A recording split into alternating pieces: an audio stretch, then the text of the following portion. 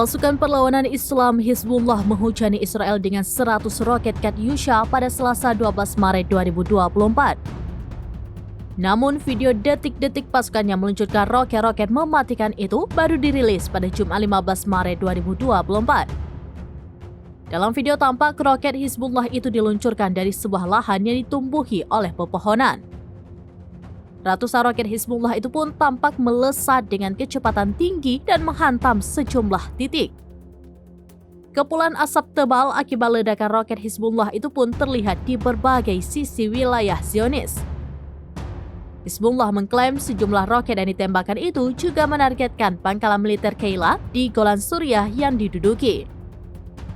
Sementara itu, Al-Mayadin melaporkan bahwa Hizbullah mengaku bertanggung jawab atas serangan tersebut. Dalam pernyataannya, Hizbullah mengatakan serangan itu sebagai aksi balas dendam setelah Israel menyerang seorang wanita dan 3 cucunya. Ini bukan kali pertamanya Kiryat Shmona dihantam roket oleh Hizbullah. Pada Kamis pekan lalu, Hizbullah meluncurkan serangan roket yang sama di wilayah tersebut. Para pejuang Hizbullah menyerang secara bersamaan dengan sayap bersenjata Hamas bagian Lebanon. Mereka menyebut telah menembakkan selusir roket ke kota itu sebagai tanggapan atas pembantaian pendudukan Israel terhadap rakyat di Gaza. Serangan itu memicu kebakaran hebat yang mengenai sejumlah gedung di kota tersebut. Bahkan rentetan mobil yang terparkir di sebelahnya juga ikut hangus.